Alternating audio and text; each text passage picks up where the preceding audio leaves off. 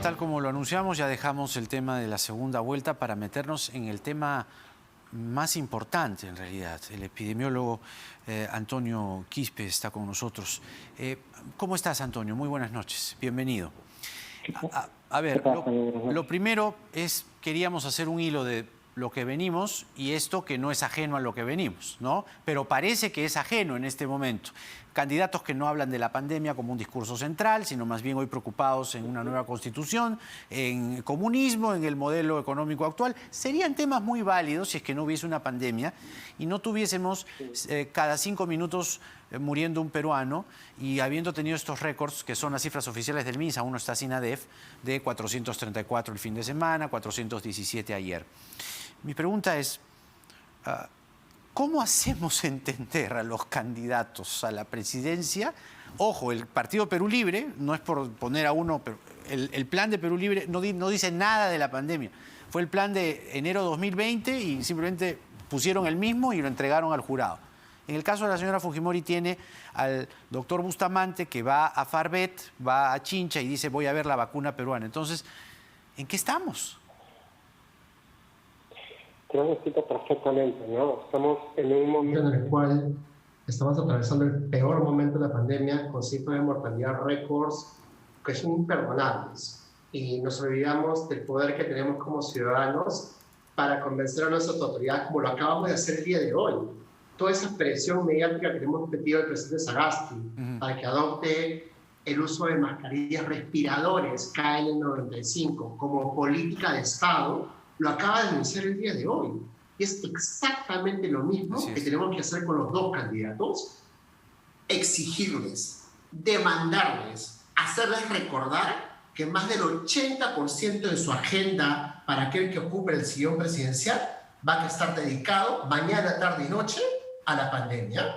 Y como tú bien describes, uno no ha dicho una sola palabra de su plan de gobierno y la otra ha planteado un plan desactualizado que no tiene absolutamente nada de las cosas que debemos aplicar en esta pandemia 2.0 para volar esa segunda curva que nos está sacando la mugre. Y es ridículo cómo contamos más de 1000 fallecidos en domicilio, Jaime. Sí. ¿Tú sabes lo que es ahogarte en tu casa sabiendo que vas a buscar un hospital y en la puerta del hospital te dicen tú no entras porque eres adulto mayor o porque eres comorbilidades, porque no tienes chance de sobrevivir, te condenan a que regreses a tu casa a morirte? 1000 peruanos y peruanas mueren por semana en sus domicilios hoy día. Más de 1100, casi 1200 mueren todos los días de acuerdo a SINADEF. Así es. El gobierno de Sagasti se va a tener que ir a dormir todas las noches sabiendo que en abril ha conseguido acumular la misma cantidad de fallecidos de la primera ola, que fueron más o menos entre 90.000 fallecidos de acuerdo a SINADEF. Sí. A finales de abril vamos a tener 180.000 fallecidos acumulados. Pero en 4 meses. O sea, son cifras de terror, ¿no es cierto? Sí. Yo pensaba algo que podría ser incluso políticamente incorrecto o políticamente mal visto, pero a ver, tenemos esta cantidad catastrófica de muertes.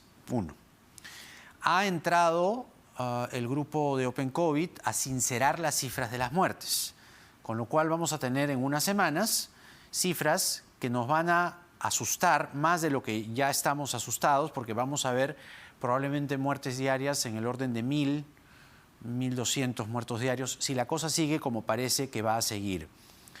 ¿Cómo así, tú como epidemiólogo, por favor, te pido una respuesta con evidencia, cómo así vamos a ir a votar el domingo 6 de junio en estas condiciones? Más aún cuando hay gente arrepentida en la primera vuelta que dijo, ¿por qué no fui a votar? ¿No? Que se quedó en la playa, que se quedó en su departamento, que le dio flojera y que ahora con la culpa van a ir.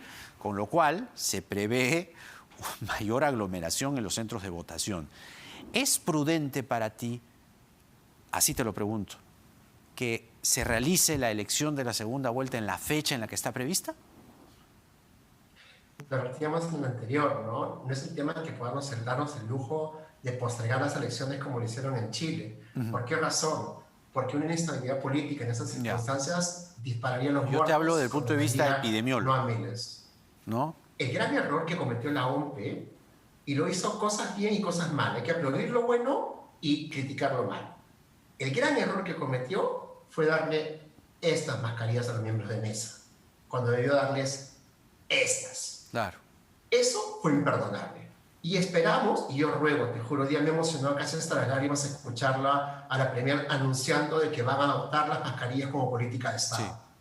Pero que no sean estas, pues. Claro. Tienen que ser estas. KN95. Y si vuelven a meter la pata, regalando a los miembros de mesa estas mascarillas que solas no los protegen, sería imperdonable.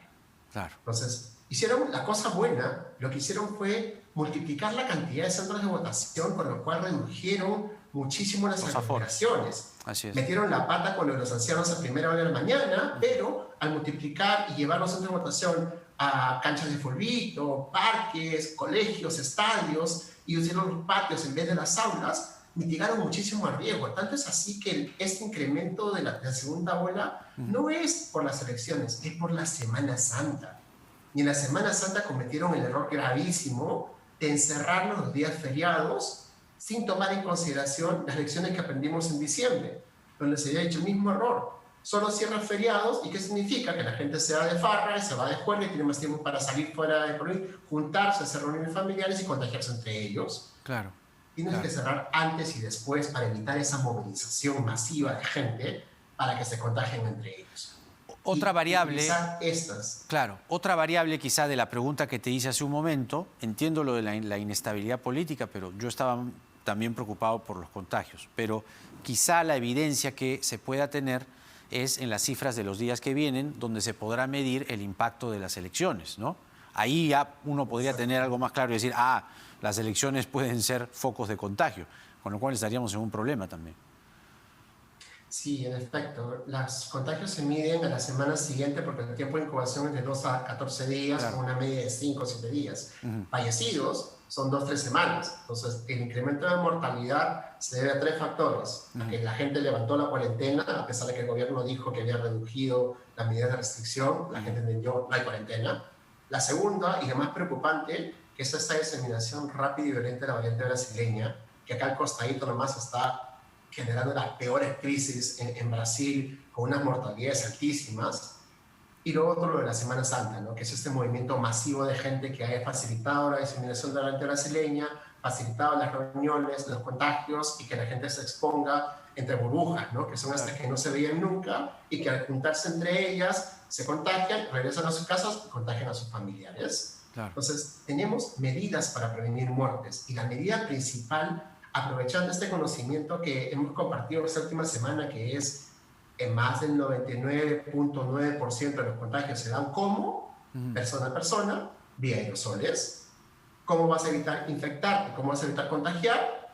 Tapándote la boca y la nariz con estos respiradores que son los famosos KN95, que sellan. Exacto. Ese sello evita que se te meta por acá y por acá.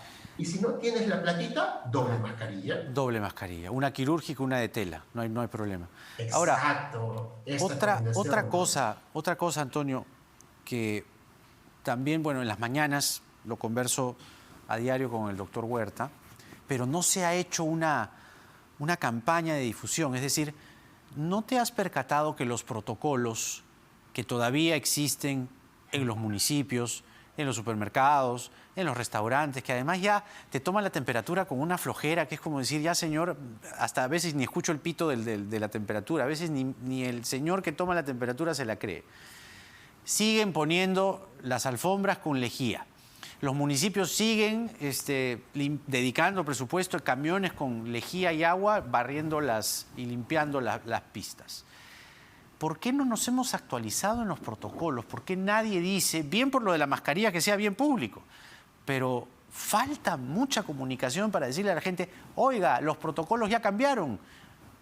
¿Por qué no hacemos en este momento una actualización? ¿Cuáles son los protocolos que sirven y cuáles son los que no sirven? La gente ya se está volviendo loca.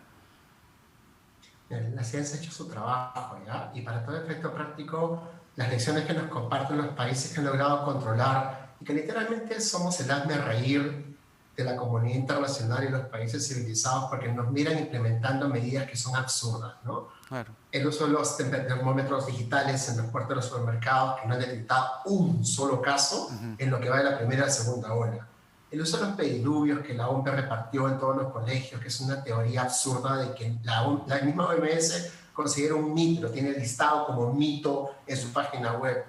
El uso de la ivermectina, el uso de acitromicina, que Salud sigue repartiendo ivermectina, acitromicina, causándole diarrea postantibiótica y matándome a los pacientes. El uso de diferentes medidas que están completamente desactualizadas. Y más grave aún, el toque de queda, que es una de las últimas actualizaciones. Ya se ha demostrado que los toques de queda no previenen casos, por el contrario, facilitan aglomeraciones y justamente esa gente que normalmente tiene un horario para movilizarse tiene que acelerar, salir antes, los buses paran repletos de gente, horas y horas gente contagiándose en esas cajas de muerte que es el transporte público, que son espacios cerrados y concurridos donde abundan los contactos cercanos y continuos, que es exactamente lo que tenemos que evitar. Claro. Entonces, el gobierno tiene que recibir una cachetada de realidad para coger esos protocolos de la prehistoria, que es esta primera ola, y por el amor de Dios hacerle caso a la ciencia. Esto ya está escrito, ya están todas las teorías actualizadas para que el MINSA actualice tus protocolos y corrija los miles de errores que comete todos los días. Claro. Pero el gobierno nuevamente jala en comunicación. Hoy día veíamos la conferencia de prensa anunciando el uso de las mascarillas como política de Estado y un ministro con mascarilla quirúrgica. La otra ministra con doble mascarilla correctamente y los otros dos ministros con KN. Claro. Pero si los mismos ministros no salen, y ustedes mismos, y acá viene un jalón de oreja para todos los periodistas que son nuestros amigos. La cantidad de periodistas muertos en el Perú es una de las más altas de Latinoamérica. Y cuando tú ves los programas del mediodía con gente metida en un set, usando las pantallas, sin mascarilla, conociendo a priori de que gente es positiva, que están contagiándose entre ellos y no corrigen sus propios protocolos, no ayudan a la campaña de comunicación. Entonces, sí es cierto. Claro. Parte del error de tener esta cantidad enorme de muertes es del gobierno, pero la gran responsabilidad está en la población que no cumple. Y si no fiscalizamos las normas, morimos todos. Esa cantidad de fiestas COVID que la policía cierra todo el tiempo, las pichangas COVID y la falta de fiscalización de los aforos, las pocas multas que encuentran los centros comerciales que tienen patios de comidas repletos de gente sin ningún tipo de control. Y cerrado. Ese es el problema. El espacio abierto, fundamental el espacio abierto. El epidemiólogo Antonio Quispe con nosotros. Gracias, Antonio, un gusto. Hasta la próxima. Que tengas muy buenas noches. Gracias. Cuídense. Y tú también. Cifras del coronavirus, a propósito, al cierre del programa de hoy. Tenemos un total de 7.718 casos nuevos. De ellos, 2.836 corresponden a las últimas 24 horas. Se han tomado 58.043 pruebas. La positividad se mantiene inamovible en 16.3%. Tenemos 15.440 pacientes hospitalizados, de ellos 2.628 están en UCI, 307 peruanos y peruanas han fallecido por COVID-19 en las últimas 24 horas. A esas 307 familias va nuestro abrazo y el programa dedicado a ellos y ellas. Recuperados 8.311 y en lo que a vacunas se refiere, la primera dosis la han recibido 776.602 personas y la segunda dosis 556.708 personas. Ya escuchó usted al epidemiólogo Antonio Quispe, a seguir cuidándose y sobre todo no estar en espacios cerrados, estar siempre en espacios abiertos, porque en el Perú de hoy nada está dicho. Muy buenas noches.